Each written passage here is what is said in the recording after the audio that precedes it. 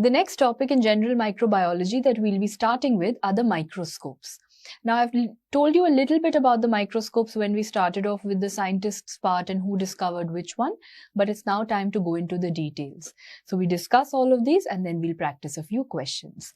So going forward, before I start off with all the different types of microscopes that we have, it's very important that I teach you first and foremost the features generally seen for every microscope. So what is the basic purpose of a microscope? That it should be able to, magnify or enlarge or zoom in into something. So every microscope will obviously for magnification use lenses, different types of lenses which I'll eventually come to. But yeah, a lot of lenses have been used. Next, the thing that a microscope should be able to do is resolve. So what is resolve or what is resolution? So for example, if I tell you the exact book definition which you used to read in your school time also, the ability to differentiate 2 points as separate. The ability to differentiate 2 points as separate, that is what is called as a resolution. So obviously the resolution that we have for the human eye versus that the microscope will have, and that too what an electron microscope will have, will be totally different. So for me the resolution is different, and for the microscope it's going to be different. For me the resolution, or for the human eye, it is only 0.2 mm. When I talk about the light microscope, it is 0.2 microns. And when we talk about the electron microscope, it is 0.2 nanometers. That is why have you seen viruses? Viruses are in nanometers. That is why viruses are seen on which microscope? They are seen on electron microscope. Do you ever see viruses on a light microscope? You don't, because that is the resolving ability that it has. So remember 0.2, 0.2, 0.2, but obviously the human eye has 0.2 mm, the light microscope has 0.2 microns, and electron microscope has 0.2 nanometers. After the resolution ability, the next thing that we need to have is a contrast dye. So obviously contrast, what is a contrast? Like for example, you know that the if the background, like you have the background in all your prep ladder videos. So your background is what? Your background is all black. So obviously white color is going to shine out. So that is my basic color combination and common sense, that if there's a black background, then white color, then obviously this white color is going to shine out on top of it, right? So same way, I will have to do some color combination. I will have to find out that, okay, if this is a red color organism, let me put the background as maybe blue. If it is a pink color organism, let me put the background as yellow. So that is how I put different colors and I find out the contrast. So simple color theory goes ahead. Repeating that for all of you, every microscope will have a magnification source, it will then have a resolution, and it will have a contrast. Having said that, the first microscope, which is everyone's favorite, which is going to be the mainstay, and now that I have taken this responsibility of teaching you the second year, that is path and micro, so this is the bread and butter for all of us. Okay, microscope is something without which you cannot survive in both of these laboratories, and also something you never switch on when you're in your second year. And I can say that because I am equally guilty of doing that. The first semester of our second prof, I remember that we were not even aware of how to switch on a microscope or properly focus a slide, and so many times we've broken glass slides while focusing them. So that's a part and parcel of everyone's MBBS curriculum, right?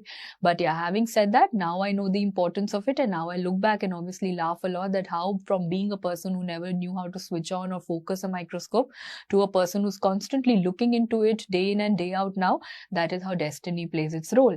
Having said that, we move on to a light microscope, and their favorite question is labeling of the light microscope.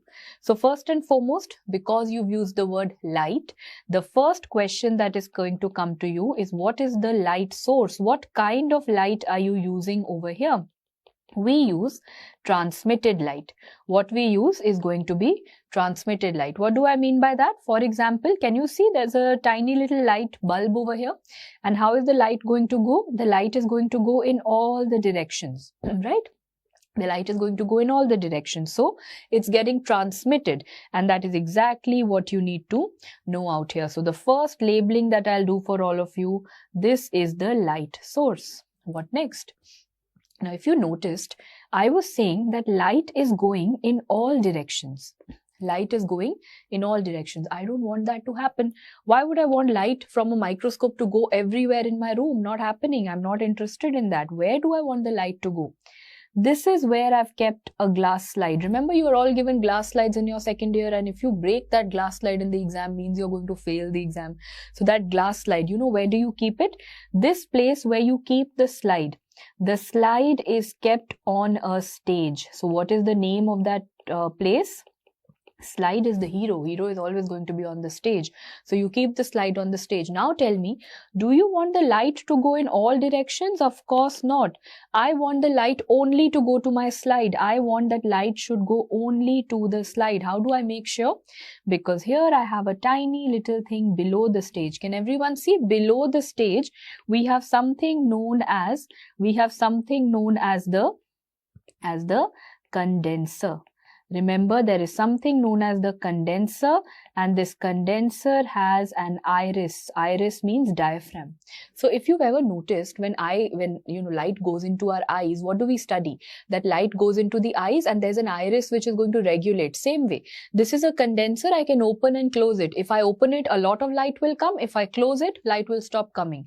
So basically, it's condensing. Light was going all here and there. Now what is it going to do?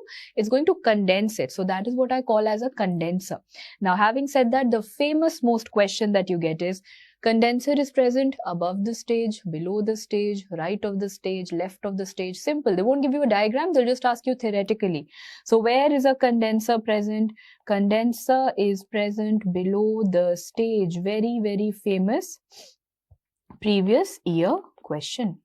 Okay, having said that, let's move forward. So now all the light has been condensed onto the stage. What else do I see?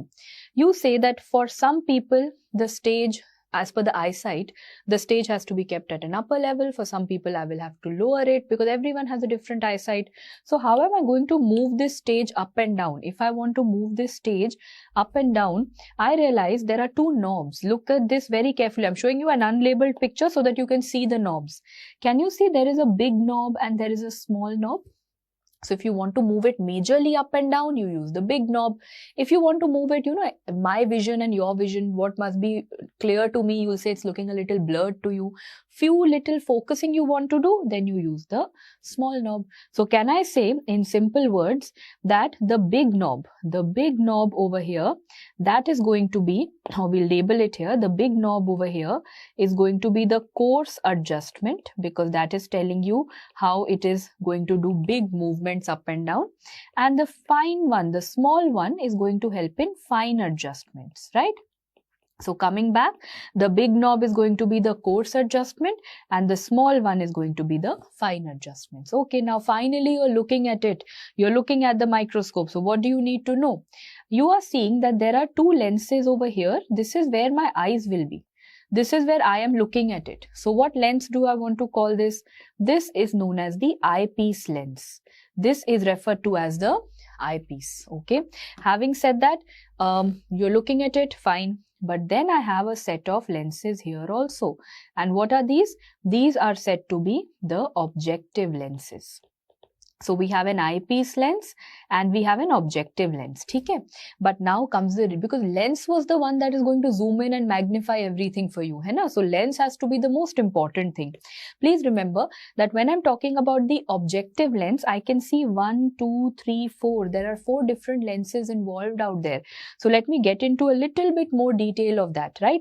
Let me get into a little bit more detail and let me answer this question that in a light microscope, what are the two lenses? Objective and eyepiece. Eyepiece is the one that is obviously going to be where my eyes are. That gives me a magnification of 10 times. That gives me a magnification of 10 times. Whereas what does an objective lens do? Objective lenses, I told you that I could see 4 objective lenses. So let me write those 4 down. The smallest one is for scanning.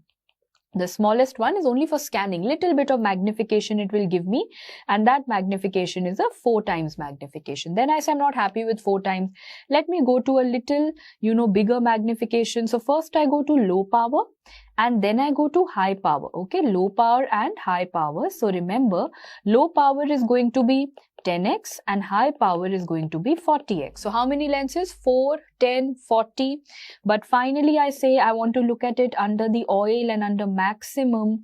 What is oil immersion? Oil immersion is going to be 100x. So remember, 4, 10, 40, 100. These are the 4 lenses. Have a look at that picture again. Now you will visualize it over here. Could you see 4 lenses? So there are small, big, big, big. So 4, 10, 40, 100. That is how the lenses are. This is where it is. These are all the objective lenses. You can write 4, 10, 40, 100. And do you know how am I going? They are going to move around. They are going to revolve around. So as a result of which you will realize how are they revolving around. What is this known as? This is referred to as the neck piece. This is referred to as the neck piece because it's your neck. It's your neck which is roaming around like this. So it's that entire round thing which is roaming around on what those 4 lenses are hanging. So you can move around and use whichever lens you want to. Having said that, yes, coming all the way back. Now let's look at what is left that I had to teach you. You just don't have to learn this. At the end of the day, when you're looking into a microscope, everything that you've seen is getting added and coming onto you. So you are not bothered whether you are getting the magnification of objective or eyepiece. At the end of the day, you are going to see a magnified image. So if they ask you, what is going to be the total magnification? Very, very important point. Listen to me very, very carefully. If they ask you what is going to be the total magnification, you will first say, first tell me the magnification of these 4 objective lenses. First tell me the magnification of objective lenses because you know they are 4x, 10x, 40x, 100x. That you are going to multiply with whatever magnification you have on the eyepiece. But eyepiece lens was only one lens. Means every time it is going to be only 10x, 10x, 10x and 10x. So if I find out the total magnification, you just have to multiply them. So what is, if I'm using a scanner, what is the total magnification? 4 into 10, 40. If I'm using low power, what is it? 10 into 10, 100. If I'm using high power, means 40. 40 into 10, 400 times. And if I'm using 100x, 100 into 10, it is going to be 1000x. So if they will ask you what is, and this question is the most important, what is the maximum magnification that a light microscope can give you? The maximum magnification offered by a light microscope is 1000x. You have seen this question so many times in your previous years, haven't you? Okay, having said that, there's something extra that I want to teach, and that is a numerical aperture. Now, you don't have to go into too much of detail. I'll show you one picture. This much. See, I don't want you to learn these numbers. Please don't. Please don't. And when I genuinely say don't even try to for knowing extra knowledge because it's totally useless to know these numbers. I just want you to know that as your lenses were increasing from scanner to low to high to oil, I saw that the numerical aperture is also increasing. So I just want you to know what is numerical aperture. Have a look at this picture and life is sorted. So please remember, under this numerical aperture, I can see one angle forming. So this is a lens. Let me orient all of you. This is a lens. This is your slide or specimen and light is coming. Can you see numerical aperture is nothing but, numerical aperture is how much of light is getting see, light is not going to make a full angle. What is the lens making an angle with the object? So over here, if this is the object, I can see light is making this kind of an angle. If this is the object, I can see light is making this side kind of an angle. So remember, numerical aperture is n sine theta. Numerical aperture is n sine theta, where n is going to be the refractive index, which is usually around 1 or 1.5. And theta, you can see what is theta? Theta is half the angle. Theta is defined as half the angle. So numerical aperture is n sine theta. And what is n? N is the refractive index and theta is half the angle between the object and the lens. You just have to know that, look at these lenses. See, the lenses are from chota, bada, bada. There is a small lens, then there is a bigger lens, then there is an even bigger lens. And you will actually realize that as your lenses are increasing, the numerical aperture is increasing. So as the magnification increases, the numerical aperture increases. That is all that you have to know. Okay, having said that, coming all the way back, I think we are sorted when it comes to the light microscope. I want to do a very quick revision of all the parts so that there is no confusion. The first one that we had had over here was obviously the light source, the light, transmitted light. Then what you have over here is the iris or diaphragm or condenser, whatever you may want to call it. The main hero is going to be on the stage. How do you move the stage up and down? Either you can move it by coarse adjustment or you can move it by fine adjustment. What is the lens system? The lens system, the one which I look inside, is the eyepiece. The other one is going to be the objective. How are you going to move the objective? We move it by the neck. So that is going to be the neck, or in some places it is also known as the nose piece, basically nose or neck. That is how they talk about it. So both, there are many books when mention nose or neck piece. Now, having said that, guys, I have explained everything to you for a light microscope from micro and path point of view. So going forward, your second year topic of microscopes is sorted. Okay, so having said that, having explained all of those, we can move on to little bit of variations. Now there is something known as a dark field microscope. So your mnemonic for light microscope had which kind of light, and dark field microscope has which kind of light? Listen carefully. Light microscope versus dark field. So remember, light microscope has transmitted light and dark field microscope is going to have reflected light. Something is going to reflect. That is why are you calling it dark? Because there's going to be a dark background, and the light that you are using is R, that is the dark light is going to be reflected light. So if you look very carefully, because I've got you the difference between a light microscope and a dark field microscope, between a light and a dark microscope. So do you notice what has happened over here?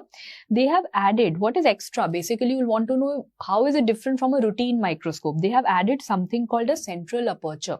So you will see that there is a hollow cone of light. The object is basically going to get illuminated because light is going to get reflected. So basically, this reflected light is going to illuminate your object. The object is going to be illuminated. Have a look at this picture. You'll never ever have any confusion. Can you see any slide? You will not even, agree, but this is actually the outline of the slide. But because our background and the slide, everything is dark out here. So I talk about the dark field microscope, but this was the slide and that is going to be the black background. So first and foremost, why is there a dark background? Because which kind of light have I used? I have used the reflected light. And your next question is, under which scenario are you going to use it? This we are going to do again for the thin structures. Now, do you already know by now what are the thin structures? Like over here, all this spiral thing that is going on, this is actually the spirochetes. This is actually the spirochetes. But other than that, even for flagella, we can be using the dark field microscope. Okay, even for flagella, it's possible. I hope everyone's understood. Simple. Dark, everything's going to be dark and the object will be highlighted out. Why? Which light are you using? Reflected light. Very good. Now telling you something a little bit on the higher end. If you want to get a few extra marks, there is something known as an interference contrast microscope. Not something very usually asked, but something that you should know in case you are targeting extra edge exams. Okay, so first and foremost, this is for knowing internal nitty-gritty details. Basically, interference. When I want to interfere in every little thing, that is when I do an interference contrast microscope. So remember, it is going to reveal two things. What is inside the cell means the organelles, inside internal details, interference. And secondly, when you want to check out the constituents, how much of lipid is there, how much of proteins are there, how much of nucleic acid is there. So like I said, in an interference contrast microscope, you're genuinely interfering in every little detail of a cell. Now that could be what all organelles are present inside the cell, or how much of lipid is present, how much of protein is present, how much of nucleic acid is present, all that little interfering details. That is what interference contrast microscope helps you with. Moving on to the next microscope, which is examiner's favorite, and that is a fluorescent microscope. Now, first and foremost, mnemonic. As soon as you write fluorescent microscope, you will be asked what is the light that you use, and that is the ultraviolet light. So remember, for a fluorescent microscope, we use ultraviolet light. So let us basically revise all the lights. What was for a light microscope? Light with a T. So light was ending with a T. So we said for light microscope, it is transmitted. What is for dark field? Dark field was reflected light. And now I'm coming to fluorescent. Fluorescent is going to be ultraviolet light. Okay. Okay, so now, because if I show you this microscope, isn't it looking pretty much like any other light microscope? I mean, there's not much of a difference. You see the same light, you see the objective lenses, you see the eyepiece lenses. What is different? Something inside it. Some adapter, too many wires are attached. Why? Because some rocket science is going on over here. So now when I look at the internal part, that is where I can see all the difference. So let me find out what is the inside part. So what do you think is this light source? I'll show you a more zoomed in picture. Have a look at this. What is this light source? This light source is the ultraviolet light. Right now, I just told you have to use an ultraviolet light. Okay, you have some filters. I can see ultraviolet light is going. But where have you kept your sample? What sample you've got from the patient? Here you have your specimen. Here you have your specimen. Now, what specimen will you put under fluorescent microscope? Now, I could use some, maybe it's a case of TB. If you're talking about microbiology, maybe it's a case of TB or maybe it's a case of malaria. If you're talking about pathology, where do you use fluorescent microscope? Too much in pathology. You all know, guys, that fluorescent microscope is used a lot in kidney biopsies. याद है kidney में बहुत ज़्यादा use करते हैं. So let me talk about, say, kidney biopsy बात करते हैं, because now we are too bored of micro. Let us switch back to patho, right? Let us integrate. So for example, this was a kidney biopsy that was sent to you, and on a kidney biopsy we have to do immunofluorescence, right? Okay, so now how will I do immunofluorescence? I'm just not going to put the kidney biopsy like that under the microscope. No, I am going to add some fluorescent dye. That is what I have to add. So you know which fluorescent dye will I add? That is going to depend on what sample do I have. So first, let me tell you the different types of fluorescent dyes. Everyone, listen to me very, very carefully. What are the different dyes? So if you say that I am suspecting a case of TB, the fluorescent dye that I will be using will either be auramine or it is going to be rhodamine. It is going to be auramine or it is going to be rhodamine. Okay. Next, now before I, because we are doing two subjects together, let's integrate in between subjects only. There is something called rhodamine, and I don't want all of you to get confused because rhodamine was something that we were studying for copper. Okay, remember rhodamine, copper. But how do I differentiate? Because when I'm talking about rhodamine and rhodamine, there's only one alphabet difference. So remember that when they talk about MTB, M for Mycobacterium TB, which rhoda will you use? Rhodamine or rhodamine? I will use rhodamine for MTB, not rhodamine. Okay. Moving on. So next is MTB. After that, the next one that you have to know is malaria. So remember, for malaria, there's a very famous dye known as acridin orange. We use acridin orange. Moving on to the next one, when you're talking about a case of fungus. So I'm taking one bacteria, one parasite. Now it's time for a fungus. For fungus, we have CFW, calco flower white. And this is very easy to learn because I can correlate that the flower over here, flower is sounding like fluorescent. So I know calco flower white is flower for fungus, fluorescent for fungus, right? But this is all about micro. What is it about patho that I'm correlating? Do you all remember in pathology there was a technique called flow cytometry? What about flow cytometry should I be knowing? So flow cytometry was for all hematology samples when you were trying to find out CD4, CD8 and all of those, right? So remember, in flow cytometry we use something known as FITC. That is fluoro iso thiocyanate. If you can't learn the name, not a problem. At least learn this much, that FITC for flow cytometry. FITC for flow cytometry. Okay, all said and done. Now, the sample that I have over here, I said maybe it's a kidney sample. I can use any of these dyes. Maybe it's a TB wala sample. So now let me come back to microbiology. So if I say this is a TB wala sample, what stain will you add? Auramine, rhodamine. Fine. Now we realize that from the ultraviolet light, I had sent a light. But that light did not come till my eyes. That light is not coming. This is where my eyes are. Detector. This is where my eyes are. But the light, I realized, is not coming to my eyes. The light is getting deflected. Who is deflecting that light? And that is a dichroic mirror. So I see that there is a light going and dichroic mirror has sent it first to the specimen. It has first gone and hit the target, the specimen. The specimen does some change so that the light which will be going back, see, you'll ask me the light which is going back, how is that reaching your eyes? Why didn't the initial light reach your eyes? This specimen has done some magic. Initially, when the light was coming, it did not reach my eyes. It went to the specimen. But next time from the specimen, when this light came back, it came all the way to my eyes. You know why? Because initially the light that had come was of a shorter wavelength. And the specimen, lambda, I hope you all remember your basic physics, shorter wavelength, and the specimen has converted it into what? And that is the longer wavelength. So if someone asks you what is the principle of a fluorescent microscope, and that is the shorter wavelength is converted to, so when that light comes on a specimen, that specimen converts it into longer wavelength and sends it back. So now coming back, tell me all the questions very quickly. What is the light? Question number one, the light is fluorescent light. They will ask you that which is the microscope in which you use a dichroic mirror. That dichroic mirror is going to be used in the fancy fluorescent microscope. Question number 3, they will ask you what is the principle. So by now all of you know that a shorter wavelength is going to get converted into a longer wavelength. And finally they will ask you the names of the dyes, which you've already done. And this is one reference image in front of you. All of you can zoom in and see it's looking nice, fluorescent, shiny. I'll give you a background. This is actually a sputum specimen. This was a sputum sample. So these rods that you're seeing, these shiny rods that you're seeing, these are TB. These are Mycobacterium TB. So if this is Mycobacterium TB, what dye you must have used? The dye that I must have used was auramine and rhodamine, right? Okay, so now before I end this, there is also something that you have to know. Without adding any dye, I have not added any auramine, rhodamine, acridine, nothing. Something is shining on its own. So that is how you should be. You should have a light of your own. So these are the things which have a light of their own. And you don't need to add any colors. They will show you fluorescence on their own.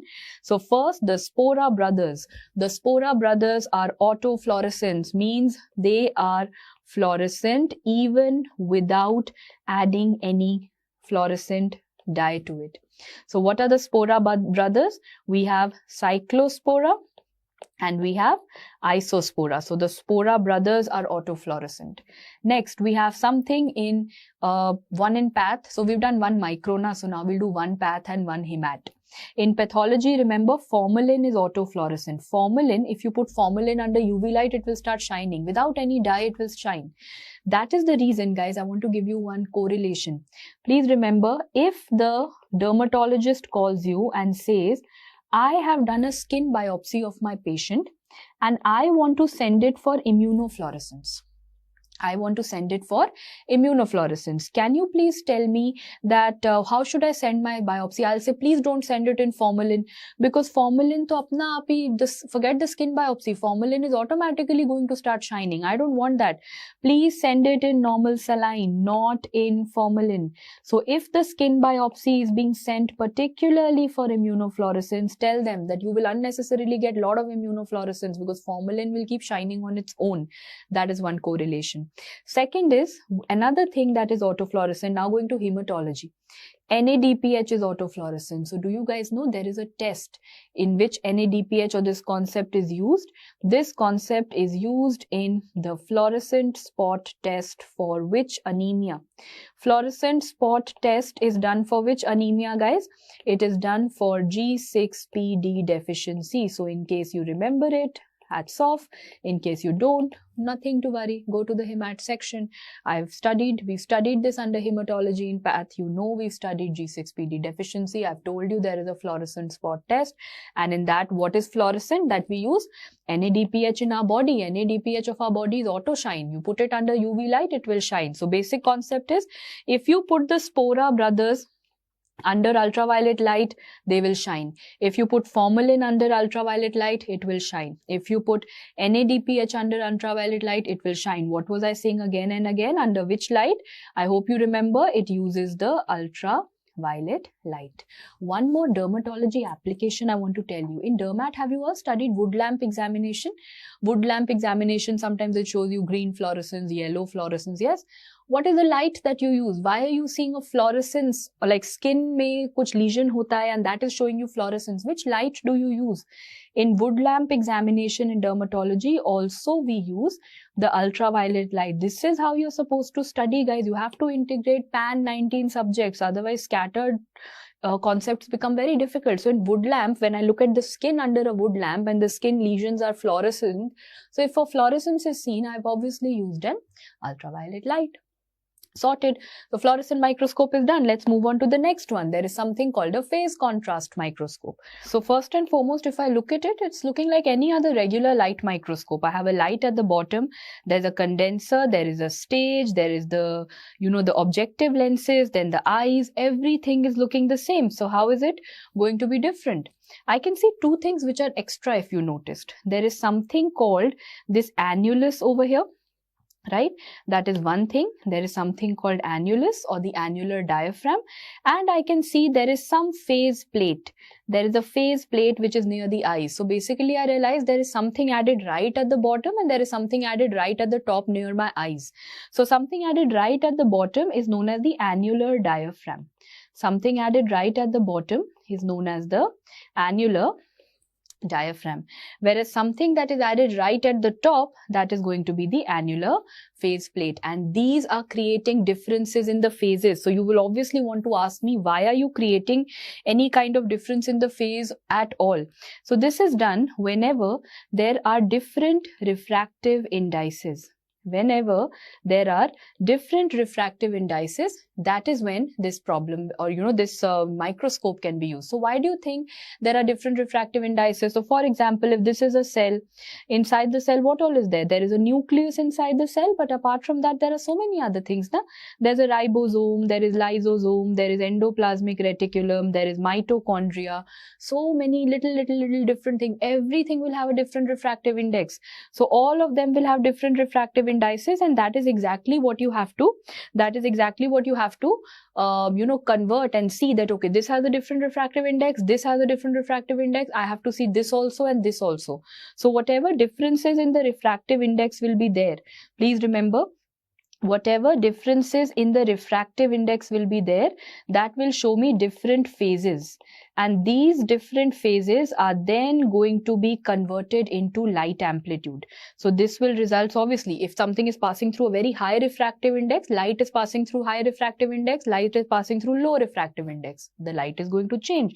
So that is going to result in change in the amplitude of light, and that is how the principle of this microscope goes ahead.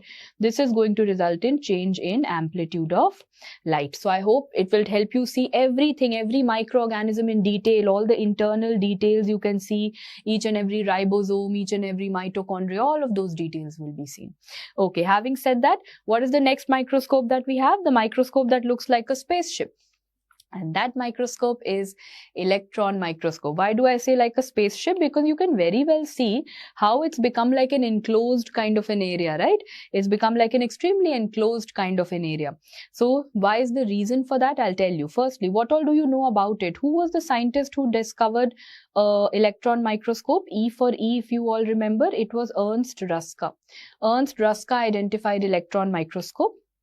And having said that, we further need to know why is it looking like this spaceship, because here for the first time I'm not using any light. In all the other cases, either I was using transmitted light, reflected light, UV light, some of the other light.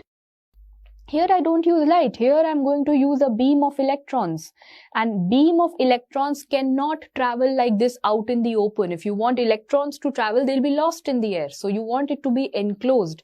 Therefore, please remember the medium is going to be vacuum, and that is the reason that this microscope is looking like so closed, as a spaceship type it is looking, you know? So why is it looking? Because you want all the electrons to be enclosed in a particular place. Having said that, before I start off with different types of electron microscope, first I will have to tell you the basic differences between a light and an electron microscope. So let's start doing the differences first. I think the difference that you know is the resolution. Have we already done the resolutions earlier? Quick revision. When I'm talking about the resolution of the eye, it was only 0.2 mm. For light microscope, it was 0.2 microns. And for electron microscope, we said 0.2 to 0.5 nanometers. So at least the resolution part is sorted for us. Baki sab let me have a look at. Okay, so first let me talk about the question that comes so many times, fixation. Fixation means if I send you a sample, let's go a little bit again. Whenever I feel that we are getting too monotonous in micro, I take you back to patho. I feel that way we'll correlate so many things. Okay, so I say that I want to do a kidney biopsy. There are two pieces of kidney biopsy that I've taken out. One piece I want to send towards light microscopy and one piece I want to send towards electron microscopy. So there are two pieces. One is this and there's another one for light, one for electron. So in which container will I send it? Will I just send that piece in regular water? No. I'll have to send it in a fluid. So for light microscope, what we use very commonly is 10% neutral buffered formalin. We use NBF. In simple words, we use 10% neutral buffered formalin. If it's written in the paper as NBF, don't get confused. Neutral buffered formalin. Formalin, the thing that irritates your eyes and makes your eyes water, that is formalin. Whereas for electron microscope, we are going to use 2 to 2.5% glutaraldehyde. We will be using 2 to 2.5% glutaraldehyde. So ultimately, I realize it's all about aldehydes. Because what is formalin? Formalin is also formaldehyde only, right? And over here I'm using glutaraldehyde. So basically I'm using aldehydes everywhere for fixation. For light microscope it is formalin. For electron microscope it is glutaraldehyde. I did a kidney biopsy. One part of the kidney biopsy I've sent for light microscope. One part of it I have sent for electron microscope. Now how are you going to look at it? First you will have to do a process known as embedding. Have a look at this, guys. Can you see this is the kidney biopsy over here and this is the kidney biopsy over here. But can you see how have you put them? What have you put them in?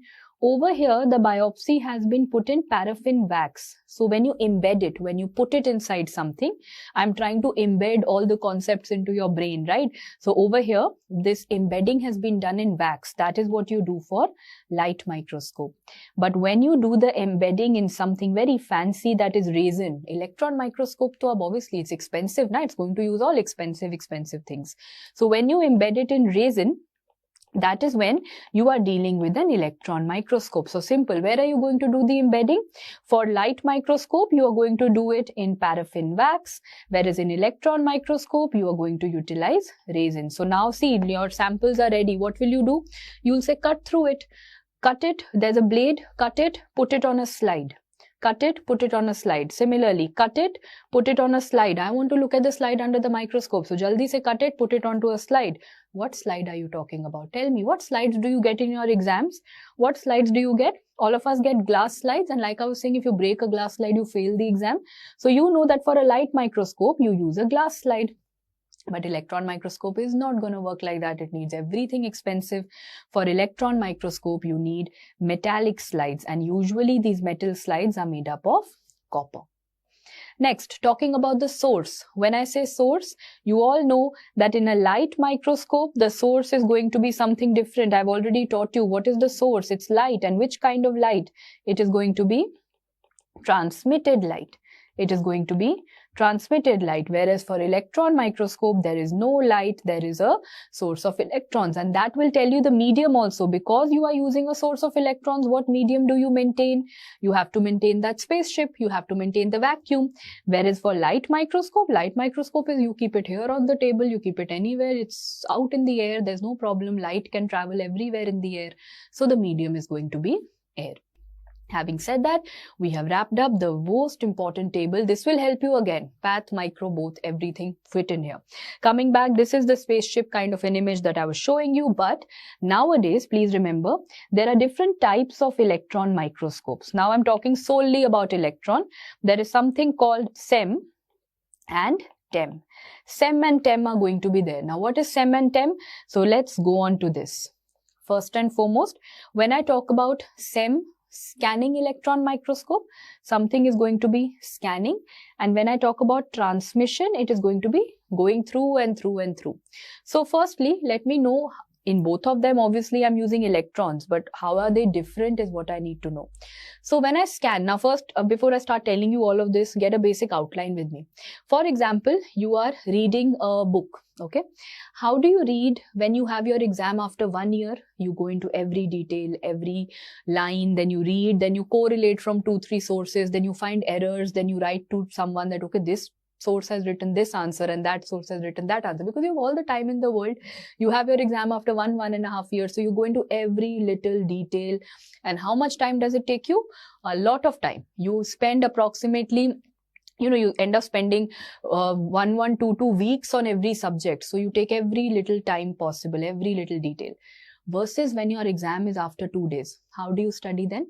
Just flip through pages, your speed becomes exponentially more, and you're just going scanning. Superficially, you're looking at, okay, main points, high yielding points, most important photos. You'll ask me for some 3-4 hour kind of rapid revision, right? That is exactly the difference between TEM and SEM. So when I'm talking about transmission electron microscope, please remember, I am going through every little detail. Every little detail I'm going to go through. So tell me, which type of study takes you more time? When you study every little detail or when you scan? Obviously, when I go into every little detail, I finish 1 page in 1 day. Can I say when I go into every little detail, I will have less sample viewed in the same time? When you go into every little detail, do you cover too much of syllabus? No, you cover 1 page per day. So you will have less sample. Whereas when you are superficially scanning, quickly flipping through pages, you will say, I will cover more syllabus. I will see more sample viewed in the same time. Okay. So what kind of electrons are you using? Simple process. When you are going into every, so see, your electrons will go through and through. If this hand of mine is the sample and this is your beam of electrons, your electrons have to go through and through. Then only you will see every little detail. So can I say you are using, in transmission, you are using transmitted electrons, whereas in scanning, when you just have to look at superficial, the electron will come, scatter. Electron will come, scatter. So hit, run, scattered electrons are going to be used. So simple. For scanning, scattered electrons. For transmission, transmitted electrons. Now talking about the dimension, remember, scanning is going to give you a 3-dimensional, because see, hit, run, the surface is being analyzed. The entire surface details are being analyzed. So this gives you a more 3D view. Transmission is more interested in what is happening inside, what is happening through and through. So this gives you, T2 is how you can learn. Transmission is going to give you a 2D view, whereas scanning is going to give you a 3D view. Finally, tell me who is going to tell you the internal details. By now you've understood who is going to tell you the internal details and who will tell you the surface details. So you know transmission is going through and through, so that is going to tell me the internal details. And what is scanning doing? Scanning is like hit and run, superficial. So who is going to tell me the surface details? And that is the scanning. So I think by now you have understood. You will always remember this, reading your course 1 year before the exam and 1 day before the exam. So 1 year before, you are like a transmission electron microscope. You are going into every little internal detail. You are studying 1 page. You are studying 1 page 1 day, very little details through and through. Transmission you are doing. Whereas now when you come to 1 day before the exam, jaldi, quick scanning through pages. You are using the touch upon it and leave it. Touch it, leave it, hit and run, scattered electrons. You are covering more amount of syllabus, more amount of samples, and you're looking at everything superficially, surface-wise. That is scanning electron. I hope with that mnemonic and that way of learning, you will always learn this, which makes us wrap up our microscopes, which also means that you're ready for some questions. So let's start. Question number 1. Scanning electron microscope is used to reveal what? Let's read. Is it the surface structures or the internal structures or both or none? So tell me, right now we have studied scanning. What are you doing in scanning? Superficial. So what is your answer? For scanning, I'm going to go through the surface structures. Okay. Next question. What is the maximum magnification strength that you get with a light microscope? Very important question. I told you, to get the magnification, you will have to multiply the objective and the eyepiece. So the maximum eyepiece is always going to be 10 times. Objective is going to be maximally 100 times. So what is the total magnification that I can get, which is maximum? That is the 100. 100 into 10, 1000x. Coming to the next one. In a light microscope, What function does a condenser serve? Does it increase the light intensity, focus the light on the sample, focus the light on your eyes, or reduce the glare? So do you remember that when I was showing you a microscope, if I come back to it, you will very well see that the condenser was focusing the light on the sample, right? This is where the condenser is present. So now if I make you answer that question, it's very obvious that it is going to focus the light onto the sample, not onto my eyes. So that's the answer over here. Let's take up the next question. A microscope that exposes specimens to ultraviolet light and forms an image with the emitted one at a different wavelength is called a dash microscope. So, firstly, as soon as I read ultraviolet light, I got my answer. Then they also said there's some change in wavelength, shorter to longer. I think everyone knows we are dealing with a fluorescent microscope over here. And do you remember the classical principle? The shorter wavelength was converted into a longer wavelength. Moving on to the next one. Which of the following structures are required in the microscope for taking this type of an image? Firstly, what type of an image is it? It's the classical shiny one, that is fluorescent. Now, if you remember, I told you what were the two things different in a fluorescent microscope from the others. Number one was the ultraviolet light. I don't see any light options out here. The other one was a mirror that we needed, and that was the dichroic mirror. Is that present in the options? Of course it is. Option C becomes your answer. Moving on to the last question that we have, after which we wrap up this segment. There's a microbiologist intern who wanted to study cells and organisms. His senior advised him to use a light microscope. What is the correct arrangement? Now, most of the students just learn, oh, okay, microscope and arrangement, but you forgot to read something essential. From the eye to the light source, means from eyes to light, from top to bottom they have asked you. So now tell me, none of the above to nahi hoga, obviously, let's rule that out. We will have to find that answer. So when I start from the eyes, which is the first lens that is going to come to my eyes? But I look into eyepiece. After that, what lens comes? Objective. And what is the bottommost? Condenser. Look at the other ones. In the other ones, they put eyepiece in the end. No, I'm starting off from the eye, so I have to have eyepiece in the first place, right? So eyepiece and then objective lens and then condenser becomes your answer. So the only trick over here was reading the question carefully, right? That brings us to the end of this segment, and we are done with the microscopes also. What do we start off with next is going to be the bacterial anatomy and the different shapes along with physiology that you have to study.